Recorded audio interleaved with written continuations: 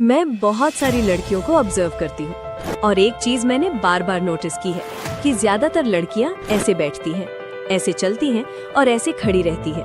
और अगर तुम्हें लग रहा है कि अरे ये तो मैं भी करती हूँ, तो ट्रस्ट मी, ये वीडियो तुम्हारे लिए ही है, क्योंकि अगले कुछ मिनटों में मैं तुम्हारे साथ शेयर करने वाली हूँ एक कंप्लीट बॉडी लैंग्वेज गाइड। वो सारी चीजें जो मैंने इतने सालों में खुद ऑब्जर्व करके खुद सीख कर समझी है, और अगर तुमने इसे जेन्युइनली अप्लाई किया तो तुम्हारी body language literally 10x better हो सकती है। लोग तुमसे बात करना पसंद करने लगेंगे, तुम्हारी प्रेजेंस फील होगी और तुम खुद को पहले से कहीं ज्यादा स्ट्रॉन्ग, कॉन्फिडेंट और पावरफुल महसूस करोगी। बस एक प्रॉमिस करो, इस वीडियो को एंड तक देखोगे बिना स्किप किए। और स्टार्ट करने से पहले अभी कमेंट करके बताओ तुम यूजुअली कैसे बैठते हो, A, B, C या D? मेरा आंसर तो D है। अब तुम्हारा क्या है? कमेंट में अभी के अभी बताओ। डन? चलो अब शुरू करते हैं।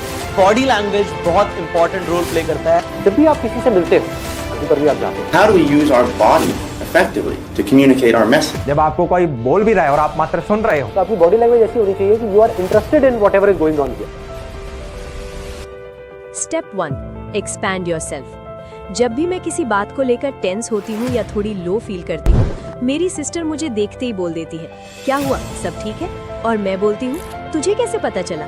मैंने तो कुछ कहा ही नहीं। और उसका जवाब हमेशा सेम होता है, कहने की जरूरत नहीं थी, तेरी बॉडी खुद बता रही थी। और ऑनेस्टली ये बिल्कुल सच है। हम जो फील करते हैं वो हमारी बॉडी में साफ दिखता है। जब हम सैड, इनसिक्योर या ओवरथिंक कर रहे होते हैं तो हमारी बॉडी अपने आप सिकुड़ने लगती है। मैंने ऑब्जर्व किया है कि बहुत सारी लड़कियां एग्जैक्टली ऐसे ही बैठी होती हैं, हाथ पैर सिमटे हुए, शोल्डर्स झुके हुए, ऑलमोस्ट जैसे वो खुद को हाइड करना चाहती हैं। और सबसे डेंजरस बात ये है, उन्हें रियलाइज ही नहीं होता कि यही पोस्चर उन्हें अंदर से और भी इनसिक्योर बना रहा है। साइकोलॉजी भी यही कहती है कि जैसा माइंड होता है वैसी बॉडी बनती है, और जैसी बॉडी होती है वैसा माइंड शेप होने लगता है। मतलब अगर तुम जानबूझकर अपना पोस्चर एक कॉन्फिडेंट इंसान जैसा बना लो, थोड़ा स्पेस लेकर बैठो, बॉडी ओपन रखो और फेस पर एक नेचुरल स्माइल रखो, तो धीरे धीरे तुम खुद को कॉन्फिडेंट फील करने लगोगी। पर दीदी, मैं तो पैरों को क्रॉस करके ही बैठती हूँ, तो क्या वो गलत है? नहीं, क्लोज्ड लेग्स बिल्कुल फाइन है। ऐसे बैठो जहाँ तुम थोड़ी स्पेस ले रही हो। मैं खुद भी अक्सर ऐसे ही बैठती हूँ। और आर्म्स क्रॉस करना वो भी गलत नहीं है, बस फर्क इस बात से पड़ता है कि तुम कैसे करती हो। अगर आर्म्स क्रॉस्ड है और हैंड्स विजिबल है तो वही पोस्चर स्ट्रॉन्ग और कॉन्फिडेंट लगता है। आंखों में देखकर बात करो और कैमरे में देखकर वीडियो रिकॉर्ड करो। दीदी, खुद से ही आई कांटेक्ट नहीं हो पा रहा, अब क्या करें? रिलैक्स, इसका सोल्यूशन मेरे पास है। और हाँ, थोड़ा फनी है पर ट्रस्ट मी, काम करता है। सबसे पहले क्या करो, अपने फोन में किसी की भी फोटो खोलो, फैमिली, फ्रेंड, कोई भी। अब बस उनकी आंखों में देखकर 2-3 मिनट प्रैक्टिस करो। हाँ, अजीब लगेगा, पर यही अजीब चीज सबसे ज्यादा इफेक्टिव है। उसके बाद नेक्स्ट स्टेप, मम्मी, पापा, भाई, बहन या बेस्ट फ्रेंड के साथ बैठो और कॉन्शियसली आई कांटेक्ट मेंटेन करते हुए बात करो। अगर डायरेक्ट आंखों में देखना अनकंफर्टेबल लग रहा है तो कोई प्रेशर नहीं, उनकी आईब्रोज के बीच में देखो। धीरे धीरे आंखों में देखना नेचुरली आने लगेगा। अब एक छोटा सा फन टेस्ट, सनग्लासेस पहनो और बाहर निकल जाओ। जब भी कोई सामने से आए, कॉन्फिडेंटली आई कांटेक्ट मेंटेन करो। उन्हें पता नहीं चलेगा कि तुम एग्जैक्टली कहाँ देख रही हो, लेकिन तुम्हारी प्रैक्टिस हो जाएगी। पहले सनग्लासेस के साथ, फिर बिना सनग्लासेस के। बस ध्यान रखना, ऐसे मत घूरना कि सामने वाला डर के भाग जाए। एक सिंपल रूल याद रखो, कॉन्टिन्यूअस स्टेयर नहीं करना है। बात करते वक्त बीच बीच में स्मूथली हल्का सा साइड में देखो और फिर वापस आई कांटेक्ट में आ जाओ। इससे तुम भी कंफर्टेबल रहोगी और सामने वाला भी।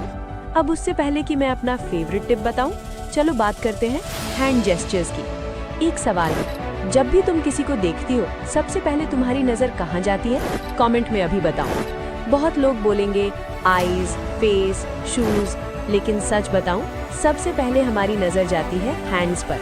और हम क्या करते हैं? या तो हाथ छुपा लेते हैं, या फेस, नेक टच करते रहते हैं, नेल्स बाइट करते हैं, या किसी चीज से खेलते रहते हैं। स्पेशली गर्ल्स बार बार बालों से खेलना। यार ऐसा मत किया करो, ये सब नर्वसनेस दिखाता है। प्रॉपर हैंड जेस्चर्स के साथ बात करने से तुम ऑटोमेटिकली कॉन्फिडेंट लगती हो।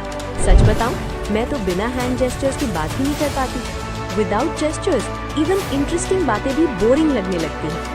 अब तुम बोलोगी कि दीदी जब मैं जेस्चर्स यूज करती हूँ तो लोग बोलते हैं डांस क्यों कर रही है। ऐसा इसलिए होता है क्योंकि जेस्चर्स सही तरीके से यूज नहीं होते। Let me explain. अगर तुम काउंटिंग कर रही हो, जैसे आज मैं 3 टिप्स बताने वाली हूँ, तो बस 3 फिंगर्स दिखाओ। अगर साइज या डिफरेंस समझाना है, छोटा डिफरेंस फिंगर्स पास पास, बड़ा डिफरेंस हाथ थोड़ा दूर। किसी डायरेक्शन या ऑब्जेक्ट की बात हो तो हल्का सा पॉइंट करो, लेकिन किसी इंसान की तरफ फिंगर पॉइंट मत करना, ये अग्रेसिव लगता है। इंस्टेड पूरा हैंड यूज करो, जैसे आप बहुत अच्छे लग रहे हो। जब इमोशनल या पर्सनल बात कर रहे हो तो दिल पे हाथ रखो। नॉर्मल कॉन्वर्सेशन में जेस्चर्स रिलैक्स्ड और नेचुरल रखो, ओवर मत करना वरना फेक लगने लगोगी। प्रैक्टिस के लिए क्या कर सकती हो? Ted talks, podcasts, public speakers देखो, ऑब्जर्व करो कि कौन सी बात पर कौन सा जेस्चर यूज कर रहे हैं। धीरे धीरे ये सब ऑटोमेटिक हो जाएगा। अब आता है सबसे इम्पोर्टेंट स्टेप और मेरा फेवरेट, फेशियल एक्सप्रेशंस। और इसमें 2 चीजें सबसे ज्यादा मैटर करती हैं, स्माइल और आईब्रोज। जब तुम स्माइल करती हो तो ब्रेन को सिग्नल जाता है कि तुम रिलैक्स्ड और कॉन्फिडेंट हो, और सामने वाला भी तुम्हें फ्रेंडली और अप्रोचेबल समझता है। मैं जब भी बाहर जाती हूँ और किसी से आई कांटेक्ट होता है जिसे मैं जानती हूँ, मैं हल्की सी स्माइल जरूर करती हूँ। सबके साथ नहीं ऑब्वियसली, इतनी समझ तो तुम में भी है। अब बताओ इन दोनों स्माइल्स में रियल कौन सी है और फेक कौन सी? एग्जैक्टली, रियल स्माइल वो होती है जिसमें लिप्स के साथ आईज के आसपास भी मूवमेंट होती है। फेक स्माइल सिर्फ लिप्स तक लिमिटेड रहती है। फेक स्माइल वैसी होती है जैसी रिलेटिव्स देते हैं, बाहर से तारीफ, अंदर से कुछ और। रियल स्माइल वो होती है जो अपने आप आ जाती है बेस्ट फ्रेंड या किसी बच्चे को देखकर। पॉइंट सिंपल है, always keep it real. Smile कभी फोर्स मत करना, हर जगह बड़ी स्माइल भी नहीं चाहिए, नहीं तो कार्टून लगोगी। अब आईब्रोज की बात। आईब्रोज इमोशंस दिखाती हैं। बात करते वक्त हल्की आईब्रोज रेज करोगी तो सामने वाले को लगेगा कि तुम इंटरेस्टेड हो। सीरियस बात में आईब्रोज थोड़ी टाइट तो सीरियसनेस आ जाती है। प्रैक्टिस के लिए क्या कर सकती हो? इमोजी प्रैक्टिस करो, फोन के इमोजीज देखो और उन्हें फेस से मिमिक करो। फन भी होगा और एक्सप्रेशंस कंट्रोल में भी आएंगे। मैं खुद बहुत करती हूँ। एक चीज मैंने बहुत क्लियरली नोटिस की, हम जो पहनते हैं ना, वो सिर्फ हमारा लुक नहीं बदलता, हमारी बॉडी लैंग्वेज भी बदल देता है। जैसे जब मैं फ्लोई ड्रेस या गाउन टाइप कुछ पहनती हूँ तो मेरी बॉडी लैंग्वेज अपने आप सॉफ्ट, फेमिनिन और ग्रेसफुल हो जाती है। और जब मैं स्ट्रक्चर्ड आउटफिट पहनती हूँ, जैसे fitted top, jeans, blazer type look, तो मैं खुद को ज्यादा कॉन्फिडेंट और पावरफुल फील करती हूँ। पॉइंट सिंपल है, कपड़े पहनने से पहले हमेशा ये सोचो कि पर्पस क्या है, आप किस मूड में जाना चाहते हो, सॉफ्ट, स्ट्रॉन्ग, प्रोफेशनल, कॉन्फिडेंट। उस हिसाब से आउटफिट चूज करोगे तो बॉडी लैंग्वेज ऑटोमेटिकली अलाइन हो जाएगी। कुछ दिन पहले मैं अपनी एक फ्रेंड से मिली थी, उसने टाइट फिटेड टी शर्ट पहनी थी। कलर अच्छा था, लुक भी अच्छा था, बट प्रॉब्लम ये था वो खुद उसमें कंफर्टेबल नहीं थी। हर 2 मिनट में वो टी शर्ट एडजस्ट कर रही थी, नीचे खींच रही थी, साइड से ठीक कर रही थी। और मैं बस यही सोच रही थी, यार जब कंफर्टेबल नहीं लग रहा था तो पहनकर आई ही क्यों? मॉरल ऑफ द स्टोरी बहुत सिंपल है, जो पहनकर आप अनकंफर्टेबल हो उसमें आप कॉन्फिडेंट दिख ही नहीं सकते।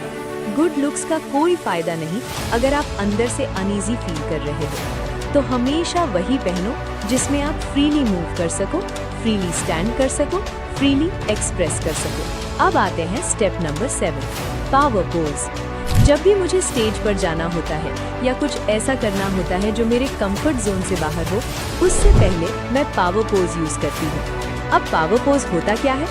सोचो जब आप फोटोज क्लिक कराते वक्त कुछ पोजेस देते हो, बस वैसा ही है, लेकिन पर्पस कॉन्फिडेंस बूस्ट करना है। कैसे करना है?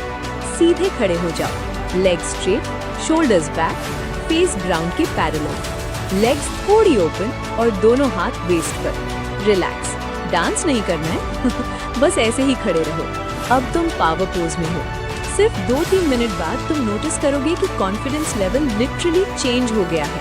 सेकंड्स में फर्क महसूस होगा। दीदी आइडिया तो बहुत बढ़िया है, अब तो मैं हर जगह यही करूंगी। नहीं, हर जगह नहीं। जब भी नर्वस फील हो या कॉन्फिडेंस बूस्ट करना हो तब यूज करो। बाथरूम में, चेंजिंग रूम में या कहीं जहाँ कोई देख न रहा हो, क्योंकि पब्लिक में करोगे तो सामने वाले को अग्रेसिव या रूड लग सकता है। अब स्टेप नंबर 8, साइलेंट सेंटेंस। जब हमें स्टेज पर जाना होता है या नए लोगों से बात करनी होती है तो दिमाग क्या करता है? पता नहीं क्या होगा, कुछ गलत तो नहीं हो जाएगा, सब परफेक्ट होना चाहिए। स्टॉप। आप खुद को इम्पॉसिबल इंस्ट्रक्शन दे रहे हो। परफेक्ट कुछ भी नहीं होता। स्ट्रेस में ये थॉट्स नॉर्मल हैं, बट यूजफुल नहीं। इंस्टेड अपने आप से एक सवाल पूछो, मैं ये कर क्यों रही हूँ? हो सकता है आपको लोगों को समझना अच्छा लगता हो, या उनकी प्रॉब्लम सॉल्व करना, या खुद को चैलेंज करना, या अपना टैलेंट दुनिया को दिखाना। अब अपने आप से साइलेंटली ये सेंटेंस बोलो, मैं ये इसलिए कर रही हूँ क्योंकि मुझे अपना बेस्ट वर्जन दिखाना है। बिलीव मी, कुछ सेकंड्स में आपकी एनर्जी शिफ्ट हो जाएगी। डर पूरी तरह खत्म नहीं होगा, बट कॉन्फिडेंस का लेवल अलग हो जाएगा। लेकिन इन सब का कोई मतलब नहीं है अगर आप अगला स्टेप फॉलो नहीं करते। प्रैक्टिस। एक स्टोरी बताती हूँ। स्कूल फंक्शन में मुझे स्टेज पर सॉन्ग परफॉर्म करना था। मैंने सॉन्ग सिलेक्ट किया, लिरिक्स पढ़े, प्रैक्टिस भी की। नेक्स्ट डे स्टेज पर गई, माइक लिया, पहली 2 लाइंस बहुत अच्छे से गाई, और उसके बाद ब्लैंक, पूरी तरह ब्लैंक। अब आप पूछोगे, दीदी ये स्टोरी क्यों? इसलिए ताकि समझ आ सके कि प्रैक्टिस कितनी इम्पोर्टेंट है। हम अक्सर क्या करते हैं, YouTube पर वीडियोस देख लेते हैं, टिप्स समझ लेते हैं और सोचते हैं हाँ अब तो सब क्लियर है, लेकिन रियल सिचुएशन में बॉडी फ्रीज हो जाती है। रीजन सिंपल है, प्रैक्टिस नहीं की। डेली सिर्फ 2 मिनट प्रैक्टिस करो। Confident walk, confident posture, confident sitting, जैसे सच में बाहर हो। दीदी आपने इतना कुछ बता दिया, मुझे याद ही नहीं रहेगा। रिलैक्स। कॉन्फिडेंट बॉडी लैंग्वेज का सिर्फ एक रूल है, खुद को सिकोड़ के मत रखो, बस। अब कमेंट में लिखो, now body language feels easy for me. थोड़ा बड़ा कमेंट है पर लिख देना और ऑनेस्टली बताना कि वीडियो कैसा लगा।